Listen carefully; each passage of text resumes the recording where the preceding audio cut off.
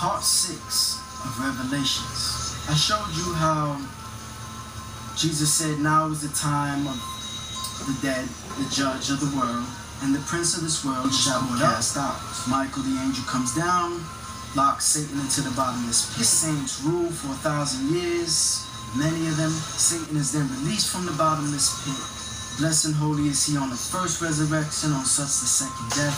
And now we await for the coming of the 2 witnesses, which will finalize the entrance of the last days. We see many prophecies coming into effect. We see many things unfolding in the world. Politics setting dates and times concerning those days which are to arrive on the earth's shore. And the church expounding many prophecies and preaching the gospel. And therefore I labor also doing those things. And so, in Revelations 20, it talks about a great white throne. Now, the judgment seat of Christ and the great white throne is no different.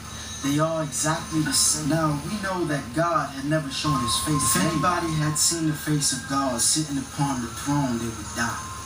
No man has ever seen the face of God. No man has seen angels representing God. They have seen their faces. Jacob said, I've seen the face of God. Moses ate with God. So those were angels. But when sitting upon the throne, no one has seen the face of God. Now, to understand how the judgment seat of Christ and the throne of God, the great white throne, it clearly says here in Revelations 20:11, from whose face the earth and heaven fled away. Now, if God never showed his face, Jesus has showed his face. And if we stand before the judgment seat of Christ, where it says all will stand before the judgment seat of Christ, that means all. And the judgment seat of Christ shows a clear face of Jesus, Yahshua. So now we see a face in whom the heaven and earth had fled away, sitting on the great white throne. And so with the dead, small and great, stand before the throne of God. And the face, which is the judgment seat of Christ, is the same throne. In ancient history, Solomon would judge and he would rule from the same throne that he sat on.